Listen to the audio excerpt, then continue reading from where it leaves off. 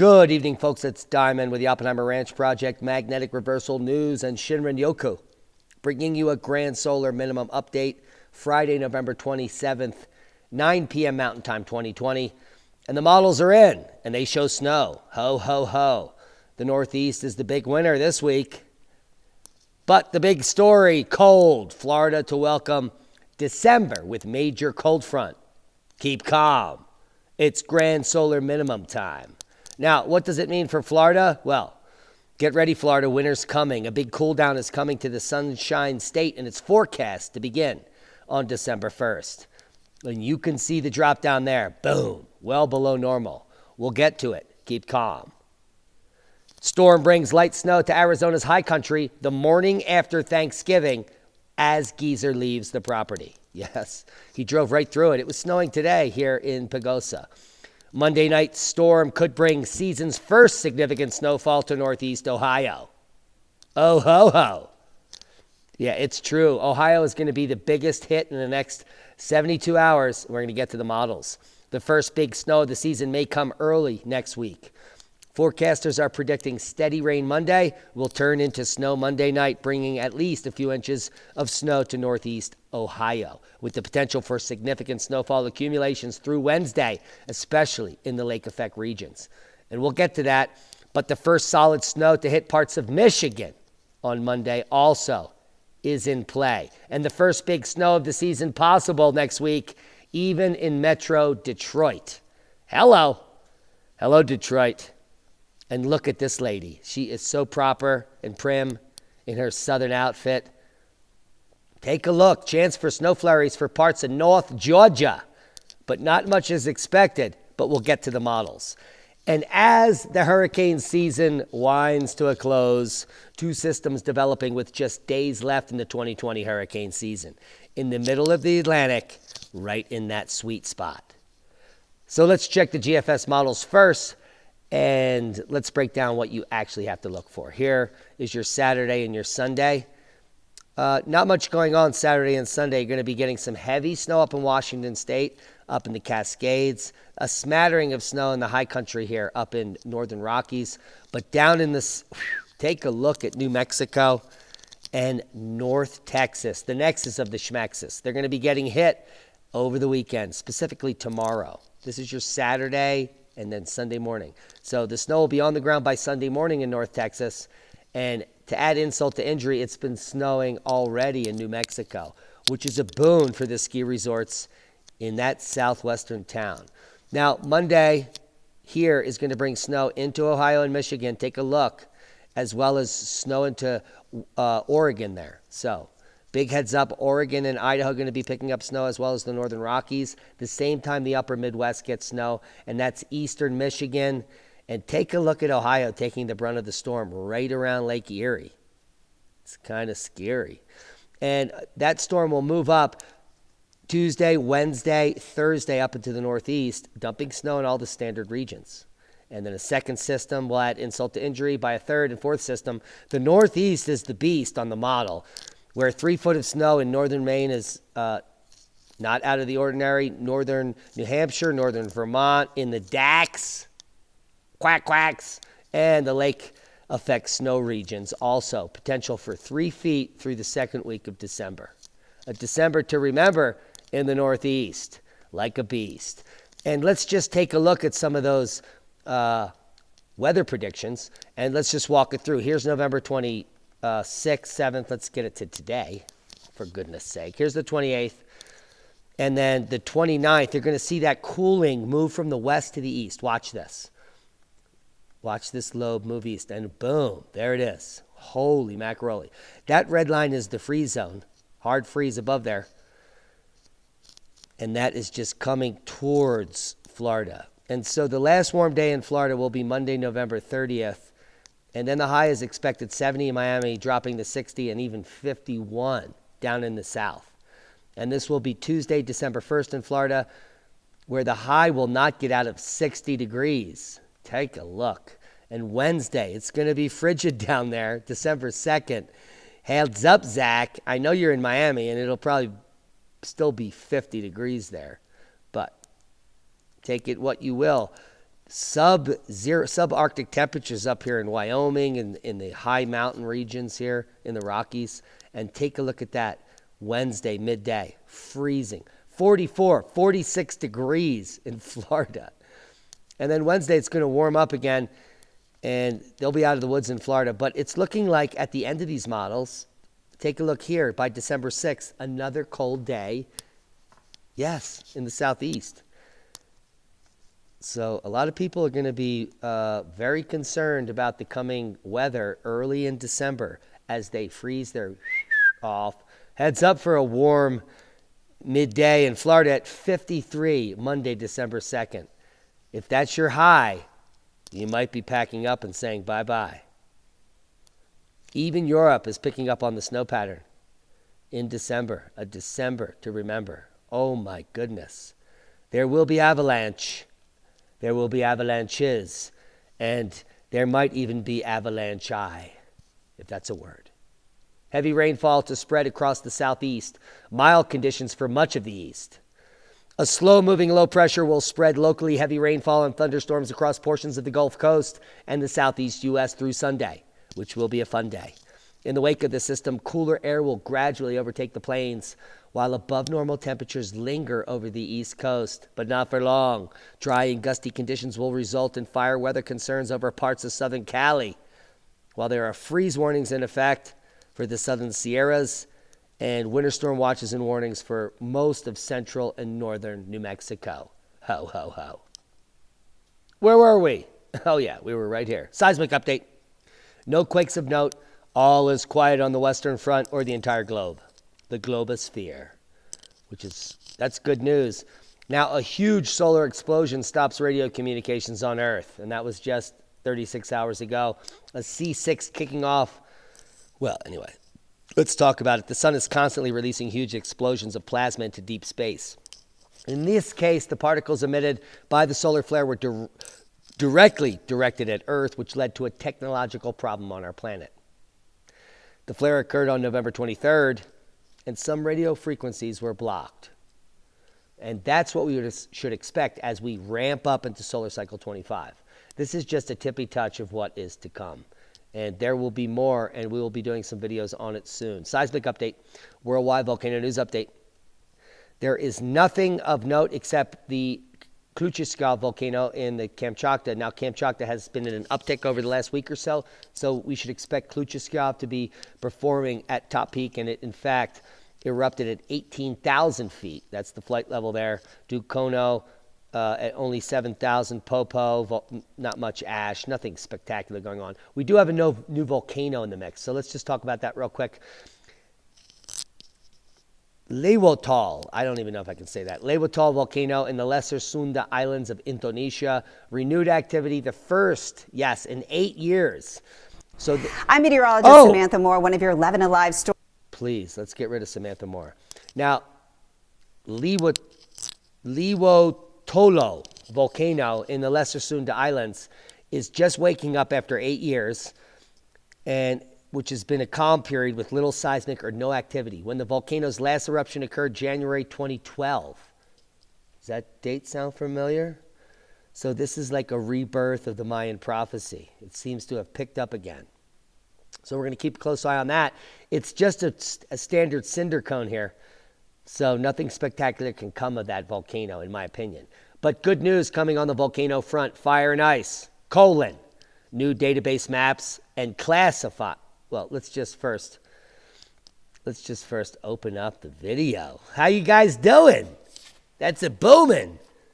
Did you take a look at this carbon fiber custom hat from, take a look. That is from tinfoilcap.co in the UK. And it does have the 5G blocker on the inside. So I'm completely calm in the brain when I wear this cap. But this is a custom hand sewn carbon fiber hat. Totally fantastic. I love it. And have you taken your hemp lucid today? I mean, it's Black Friday. It's 50% off gummies. You put coupon code BOOM in, and you get, I think, 10% more off. Why wouldn't you? Links are below in the video over there. Yeah. Now, Fire and Ice, new database maps and new database maps and classifies. This is terrible. I look bad because I actually read the title. They should be embarrassed over at physics.org. Fire and Ice, new database maps and classifies the danger of glacierized volcanoes. That's not even English, but the map is. The map is classifying glacierized volcanoes, which are the most dangerous types of active, explosive cinder cone type volcanoes, typically on plate margins that have accumulated glaciers, and they have the potential for lahars. These are catastrophic outflows of liquids. When the volcano erupts and the lava hits the ice, well, guess what happens to the ice? Yeah, it melts. And it forms these rushing rivers which pick up trees, debris, ash, mud, and people and homes and rush directly downstream at speeds of hundreds of miles per hour. And if you are there, you are square, and it's over, Johnny. So the maps are in, and they are a sin. But if you live in these regions, you can move because there's plenty of time for you to get out. Regions where these orange-green stars are, those are areas where you should get out of Dodge if you live within 60 kilometers of these stars.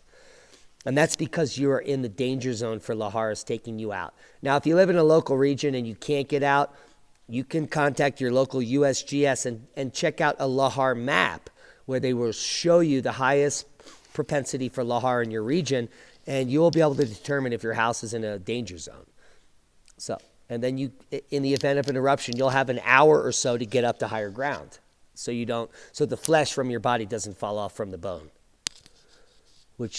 or you drowned in a pile of cement, kind of like Pompeii. Hey. So there's that.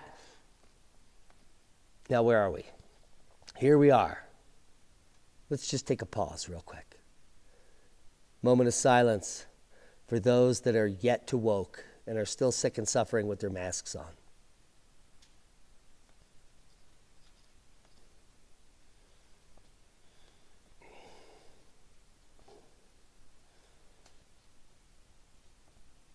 Boom! And we're back like crack. Now, this is big news. The world is set to change on December 21st, 2020. It's not funny. It's literally written in the stars. Now, we've been reporting on this. This is the alignment, the coming together of two major celestial bodies within our solar system, Jupiter and Saturn, or Saturn and Jupiter. However, it's all reversed. However you're looking at it, it's more like that. This one here is Saturn, this is Jupiter, and they're going to go, and they're going to tippy touch. They're going to meet. Jupiter and Saturn are getting closer and closer day by day until December 21st, 2020, where the world is set to change.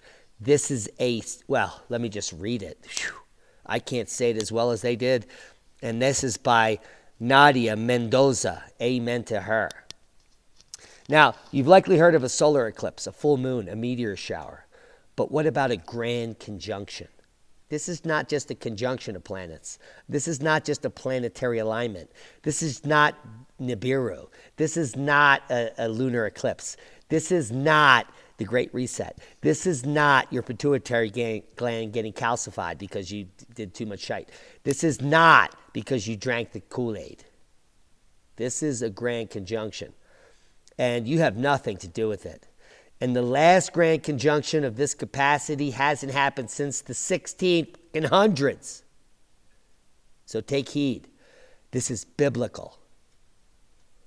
Now, it may not sound familiar, but you are set to have your first brush with one of the most major grand conjunctions in history on December 21st. It will be a first for many.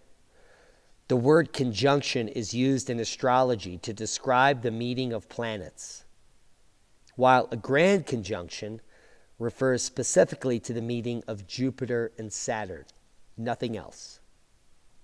And it will be the first Jupiter and Saturn conjunction since 2000, but that wasn't as close as this one, and the closest alignment since the year 1623. So this is the closest grand conjunction since 1623. And do you know what happened back then?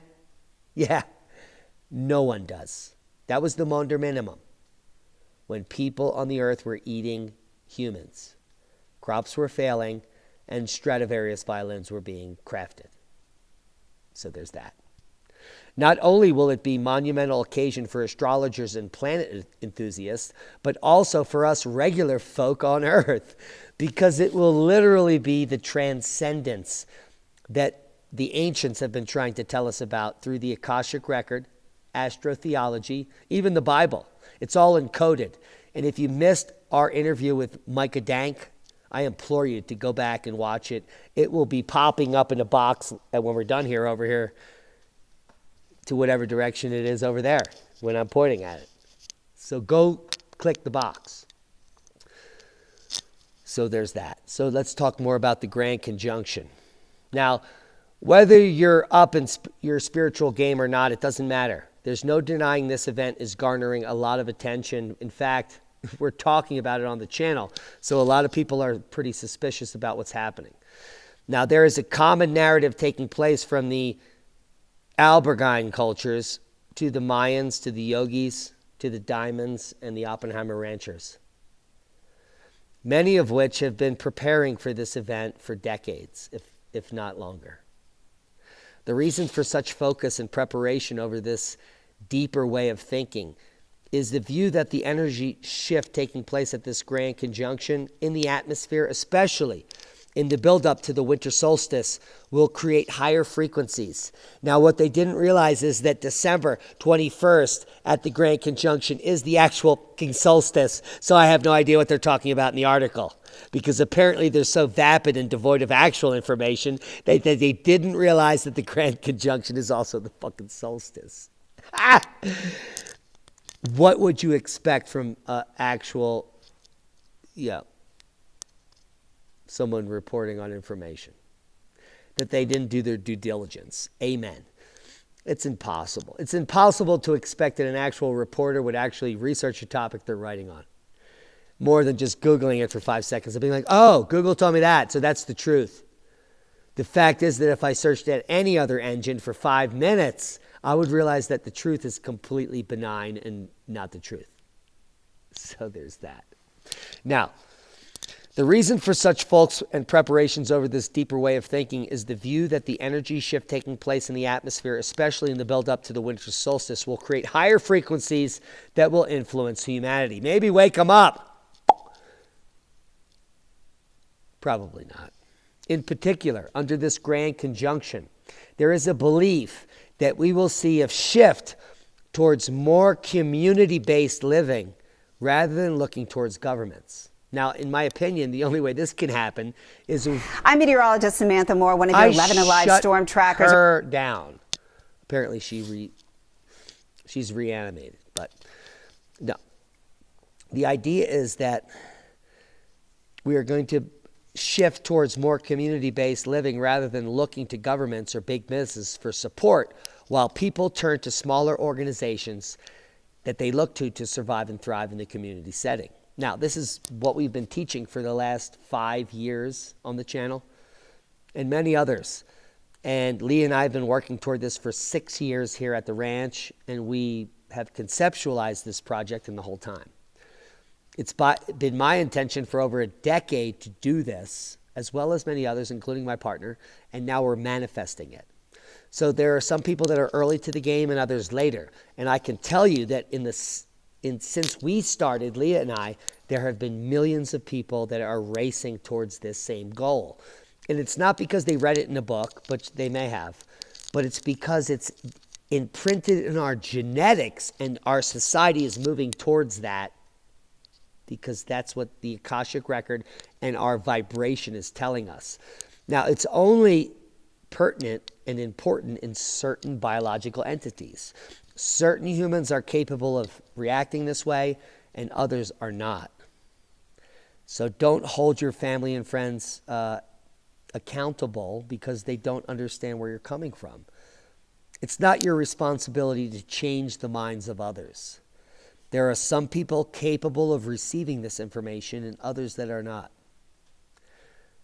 So don't be the arbiter of pain or hatred because certain people don't understand what you're talking about. If you're talking to someone that doesn't know where you're coming from, move on and find other people where you can share your ideas. This will be most beneficial for the new world that we're going to be building shortly. Now, the most important thing to remember that this is all due to the Jupiter and Saturn alliance taking place in the air in the coming weeks. Now, it previously happened under Earth signs, which places importance on humanitarian efforts.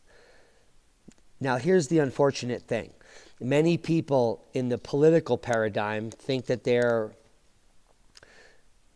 voting towards humanitarian efforts when it's exactly the opposite of what they're telling you. So please be vigilant on what you learn moving forward and what's actually being implemented on the earth.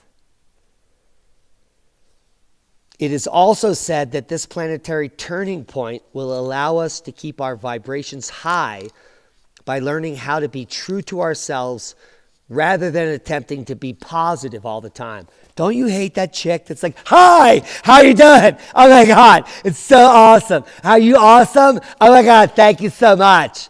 Don't you just want to slap them in the... Well, anyway. Be real. Please, be real. Exude your own emotions.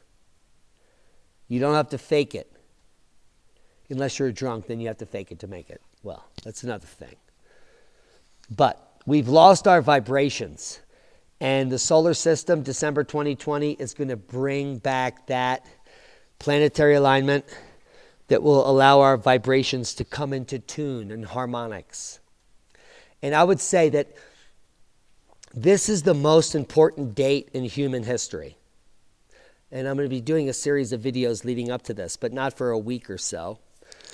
That this winter solstice is unlike anything ever in human history. And I'm talking the last 12,000 years since the Younger Dryas event. This alignment is going to have the potential to bring our population into harmony, to realize the ruse, and to woke at the entire population. And the reason that I was given the download in 2012 was to prepare the population for the next 8 years, which we've lived, and this event coming on December 21st, 2020. So if you're new and you're looking for that download, you're looking for the breakthrough, you want to experience what others have, I would suggest that from this day forward, for the next several weeks, you pray for the universe to give you guidance on the download. And because that's all I did. For 3 years, I asked, please give me the information. And on 2012, December 21st, I was granted that information on the deck of a house I've never been at. I didn't even grow up there. I didn't live there. It was just a random spot. So these events can happen anywhere.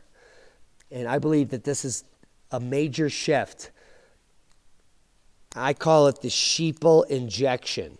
So like we used to say like in surfer language, like, bruh, I was in there. I was totally in there, man. Totally in there. But at the same time, this is going to happen, in my opinion, in the third week of December 2020, this year. A huge base of the population, let's say 40, 50%, are going to be awash of the downloads that we've all had over the last decade or so. And it will be the new paradigm, the new world. People will wake up feeling refreshed and understand that everything they have ever believed is a lie. And once the entire population, 50% of the population does not believe in the system, guess what? The system crumbles. It does not exist if you do not believe in it. That's the way the world works. And that's just a fantastic idea to think about time moving forward. Now, coming from Cody Somos, scientists find Earth's atmosphere is much bigger than we thought. It encompasses the moon. Holy macaroni, that's a huge region.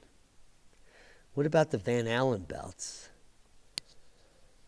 A group of scientists has recently discovered that Earth's atmosphere is much more massive than initially thought. In fact, it's so large that it extends all the way to the moon.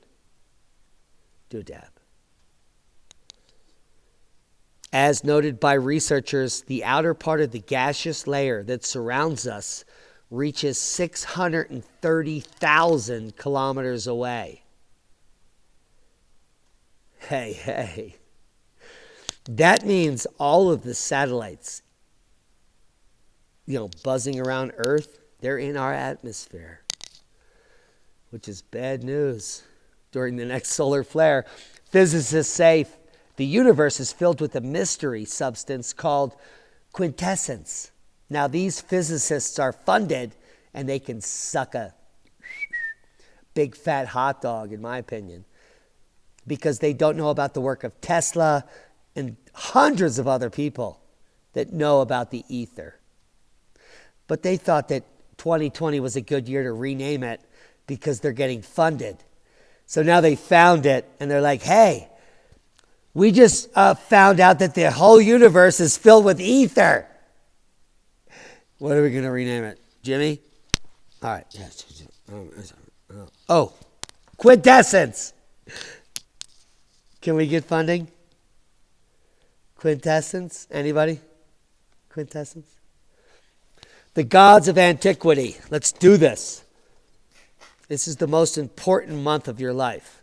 We're going to be dumping some downloads before the download. The gods of antiquity. Elongated skulls from Africa. You all know the elongated Paracas skulls in Peru, in South America. But do you know about the African elongated skulls? This is not new. The elongated skulls are worldwide. They're in Asia. They're in Europe. They're in Africa. They're in South America. That's a circle around the fucking planet, folks. So, here's what they want to tell you. The remains of ancient female skeletons with elongated skulls dating back 400 to 600 AD have been found during recent excavations at the Gedemirski settlement in the city of Nazran, Ingolstadt, in southern Russia. Du hast ein kleines Schnürwurzeln? Discoveries such as these make headlines, as if elongated skulls were unusual and a rarity. Now, humans with natural large conehead skulls were plentiful and actually dominated the entire planet in ancient times. But the mainstream is not allowed to tell you that. Calling them alien heads is circumventing the actual scientific explanation of what's going on. Your mind may be blown here, and your head might get bigger, but it has nothing to do with aliens.